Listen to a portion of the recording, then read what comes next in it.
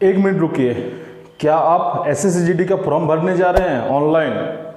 अगर आप एसएसजीडी का फॉर्म भरने जा रहे हैं तो ये वीडियो ज़रा सा देख लीजिए और मैं जो बताने वाला हूँ ये सारे बातों को ध्यान से सुनिए और ये सब गलती मत करिए।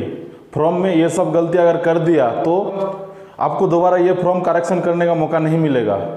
तो मैं जो आगे बताने वाला हूँ ये सब बातें ध्यान से सुनिए और वीडियो को पूरा देखिए, स्किप मत कीजिए। अगर स्किप कर दिया तो इम्पोर्टेंट कोई पॉइंट छूट जाएगा। तो वीडियो को पूरा देखिएगा और मैं ये भी बताने वाला हूँ कि कौन सा फोर्स आपके लिए बेस्ट होगा और कौन सा फोर्स क्या करता है, क्या काम होता है। तो बने रहिए हमारे साथ, तो सारे बताऊंगा मैं आप लोगों को एक के बाद एक। चलिए आगे बढ़ते हैं। जय हिंद दोस्तों, मैं हूं सुबायन और आप देख रहे हैं द बॉन्ग फौजी।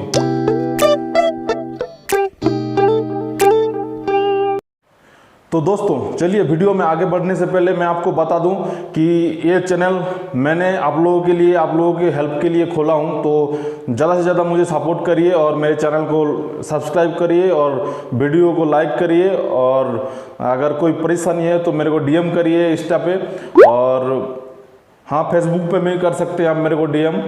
तो बने रहिए मेरे साथ और वीडियो अंत तक देखिए, मैं आपको पूरा जानकारी देने वाला हूँ अभी। तो चलिए शुरू करते हैं। तो दोस्तों आप लोग जब अभी फॉर्म फिलअप करने जा रहे हैं तो उसमें सबसे मेन बात जो आपको ध्यान रखना पड़ेगा, आपको कोई भी गलती नहीं करना है इसमें। एक भी स्पेलिंग, एक भी लेटर का मिस्टेक, कुछ भी नहीं, कोई भी गलती नहीं करना। आप ध्यान से भरिएगा पूरा फॉर्म।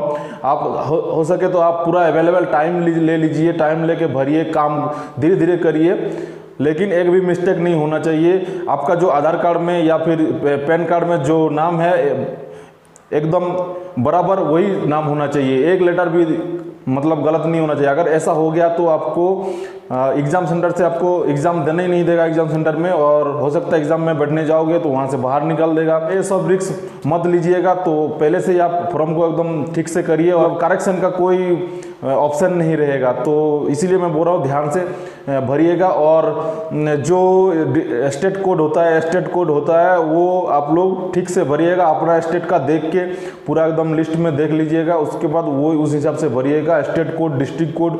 हाँ, और एक ध्यान देने वाली बात है कि आप लोग अगर नक्सली इफेक्टेड एरिया या फिर नॉर्थ ईस्ट या फिर आप टेररिस्ट के एरिया जैसे जम्मू एंड कश्मीर, ये सब एरिया से हैं तो आप लोग इनका मेंशन कीजिएगा। वहाँ पे ऑप्शन मिलेगा आप लोगों को, उसमें आप लोगों को छूट मिलता है, कट ऑफ में वगैरह में हर चीज़ में छूट मिलता है थोड़ा थोड़ा। तो ये भी ध्यान देने वाली बात है, आप लोग ठीक से भरिएगा, डिस्ट्रिक्ट कोड, स्टेट कोड, सब कुछ। और आपका जो 10+2 या फिर कोई भी सर्टिफिकेट आप दे रहे हो वो सेंट्रल गवर्नमेंट का होना चाहिए। सेंट्रल गवर्नमेंट का मतलब जो होता है, सेंट्रल गवर्नमेंट जो देता है उस हिसाब से होना चाहिए, कोई प्राइवेट या फिर कुछ ऐसा नहीं चलेगा। तो जैसे कि आप लोग जानते हैं इस साल एनआईए और सीआरपीएफ में कोई वैकेंसी नहीं दिया है। अभी पता नहीं, हो सकता है बाद में फिर से दोबारा नोटिफिकेशन निकले और डेट को बढ़ा दिया जाए और वैकेंसी भी निकाल दें उनके लिए। हो सकता है पहले हुआ था ऐसा, तो हो सकता है उस हिसाब से अभी इसका भी फिर से दोबारा निकाला जाए। तो मेरे को नहीं लगता इस साल कुछ सीआरपी का और एनआईए का निकलेगा, लेकिन हो सकता है, कोई पता नहीं गवर्नमेंट का। तो उस हिसाब से मैं आपको बताऊंगा कि कौन सा फोर्स क्या काम करती है और आपके लिए कौन सा फोर्स चॉइस में जो चॉइस का ऑप्शन आता है, मतलब फर्स्ट, सेकंड, थर्ड, ऐसे करके आप सारे चॉइस कर सकते हैं। पांच पैरामिलिट्री फोर्सेस का वैकेंसी दिया हुआ है, कौन सा चूज करना होगा और कौन सा फोर्स का नौकरी अच्छा है, ये मैं आप लोगों को बताऊंगा एक के बाद एक।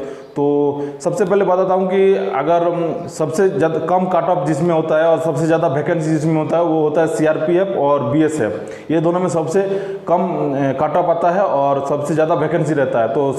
तो ये नॉर्मल बात है, जिसका वैकेंसी ज़्यादा होगा उसका कट ऑफ भी कम होगा।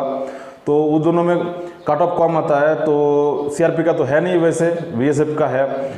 तो चलिए आगे बताता हूँ कौन सा फोर्स आपके लिए सही होगा, फर्स्ट चॉइस में, सेकंड चॉइस में, थर्ड चॉइस में, ऐसे करके कौन सा सीरियल वाइज में बताता हूँ। तो दोस्तों जो लोग आप दिल्ली और आसपास के एरिया में रहने वाले हैं उनके लिए तो एसएसएफ, उनके लिए तो सबसे बेहतर होगा एसएसएफ, एनआईए और सीआईएसएफ। ये तीनों फोर्सेस आप लोगों के लिए अच्छा होगा, क्योंकि इनका ज़्यादातर ड्यूटी सेफ होता है, इनका कोई उतना रिस्क नहीं होता है। तो एसएसएफ अभी 2018 में एसएसएफ का गठन हुआ था, और इसका फुल फॉर्म है सेक्रेटेरिएट सिक्योरिटी फोर्सेस। तो इनका जो मेन काम होता है वो मंत्रियों को वगैरह को प्रोटेक्शन देना है, और ये दिल्ली और दिल्ली एनसीआर के आसपास ही रहता है ज़्यादातर। तो ये दिल्ली और दिल्ली आसपास वालों के लिए ये फर्स्ट चॉइस अगर देंगे तो अच्छा होगा। उसके बाद अगर कोई नॉर्थ ईस्ट का रहने वाला है तो उनके लिए आईटीबीपी भी अच्छा होगा, आईटीबीपी भी अच्छा होगा, एसएसबी भी अच्छा होगा, और बीएसएफ भी अच्छा होगा, और असम राइफल भी अच्छा होगा। तो उस हिसाब से देखेंगे तो मेरे हिसाब से अगर आप सेफ जॉब चुनोगे तो सबसे पहले आएगा एसएसएफ, उसके बाद आएगा एनआईए, उसके बाद आता है एनआईए जो होता है एक नेशनल इन्वेस्टिगेशन एजेंसी होता है। तो इनका ज़्यादातर काम मतलब उतना रिस्क वाला नहीं होता है, और इनका मतलब आप लोगों के लिए ठीक होगा, सेफ है ये नौकरी भी। और उसके बाद आपका आता है सीआईएसएफ, जैसे एयरपोर्ट वगैरह इंडस्ट्रियल एरिया में इनका ड्यूटी होता है, तो ये भी सेफ है आप लोग मेरे हिसाब से। उसके बाद आपका आ गया आईटीबीपी भी अच्छा एक फोर्स है। ये इंडो तिब्बत बॉर्डर पुलिस होता है, इंडो तिब्बत जो तिब्बत का बॉर्डर जहाँ जहाँ पड़ता है वहाँ पे इनका पोस्टिंग होता है। तो ये लोग ज़्यादातर उत्तराखंड से लेकर आपको अरुणाचल तक मिलेंगे, और इनका भी ड्यूटी उतना मतलब ड्यूटी हार्ड है, और पैसा भी अच्छा खासा मिलता है इसमें। तो इसमें मतलब ज़्यादातर ठंडी वाले इलाके में पोस्टिंग होता है, बर्फ़ वाले इलाके में, पहाड़ियों में। तो ये भी आप लोगों के लिए ठीक है, थोड़ा सा खतरा है इसमें भी, लेकिन उस हिसाब से ठीक है। मतलब दूसरे बीएसएफ का तो आपको जानते ही है, बॉर्डर में तैनात होता है, इनका ज़्यादातर बॉर्डर में ड्यूटी होता है, बॉर्डर सिक्योरिटी फोर्स इनका फुल फॉर्म है।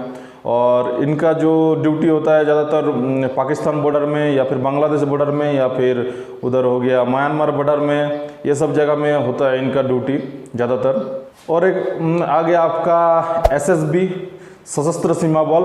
ये एक छोटा सा फोर्स है, और इसका तैनाती होता है आपका नेपाल बॉर्डर वगैरह में, नेपाल और भूटान ये सब बॉर्डर में, ज़्यादातर बिहार उत्तराखंड और बंगाल बॉर्डर में लगभग इनका ड्यूटी होता है। तो ये फोर्स भी ठीक है आप लोगों के लिए। ये भी मतलब है, इनका भी ड्यूटी थोड़ा बहुत है खतरा, लेकिन उतना उस हिसाब से नहीं है जितना बीएसएफ का खतरा है। तो सेफ है एसएसबी भी, और एसएसबी का छोटा फोर्स है, तो इसमें आपको अच्छा मतलब फैसिलिटीज़ वगैरह मिल जाएगा। उसके बाद आ गया आसाम राइफल। तो जो नॉर्थ ईस्ट में रहने वाले हैं उनके लिए तो आसाम राइफल बेस्ट होगा, क्योंकि आसाम राइफल में जो नॉर्थ ईस्ट के रहने वाले हैं उनका नज़दीक पोस्टिंग हो जाएगा, मतलब आसाम के बॉर्डर के आसपास पोस्टिंग होता है इसका, आसाम के बॉर्डर के चारों तरफ इनका पोस्टिंग होता है, ड्यूटी होता है। तो उनके लिए आसाम राइफल अच्छा होगा। तो और महिलाओं के लिए सबसे अच्छा होगा सीआईएसएफ, एसएसएफ, उसके बाद एनआईए, एसएसबी, ये सब ठीक है लड़कियों के लिए। तो उनके लिए ये फौज भी ठीक है, मतलब तो उनके लिए इस हिसाब से मतलब सबसे बढ़िया होगा सीआईएसएफ लड़कियों के लिए मेरे हिसाब से। उसके बाद एनआईए होगा, उसके बाद एसएसएफ होगा, उसके बाद एसएसबी होगा।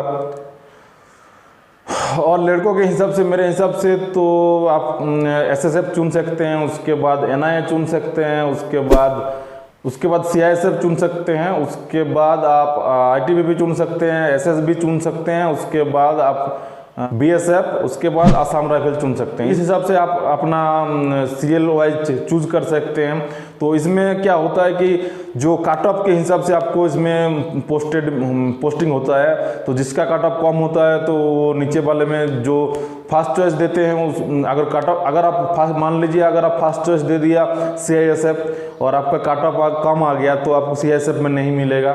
चाहे आप फर्स्ट चॉइस दे रखे हो, आपका जो बाद में चॉइस होगा उस हिसाब से आपको जो काट ऑफ है उस हिसाब से आपको मिलेगा।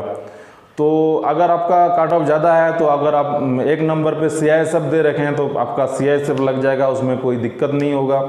और तो ये था आज का मेन पॉइंट। और ये सब आप लोग ध्यान रखिएगा फॉर्म फिलअप करते हुए।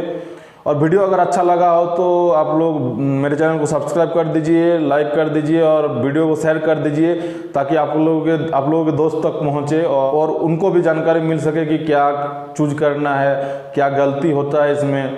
तो ये सब ध्यान में रख के करिएगा। और तब तो आज के लिए बस इतना ही था वीडियो। नेक्स्ट वीडियो में आप लोगों को मिलेगा पार्ट 2, जो SSC GD में जो मेरा जो खुद का एक्सपीरियंस है और मैं किस दौर से किस पड़ाव से गुजरा हूँ, उसके बारे में फर्स्ट पार्ट में बताया हूँ। उसका अभी सेकंड पार्ट आने वाला है, इसके बाद मैं वही डालूँगा और वो वीडियो भी देखिएगा। और मैं फर्स्ट पार्ट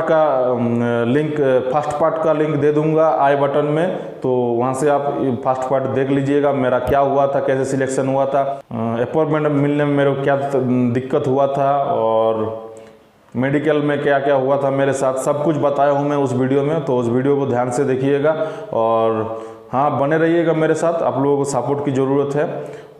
और चलिए दोस्तों, ठीक है, फिर आज के लिए बस इतना ही। जय हिंद, जय भारत।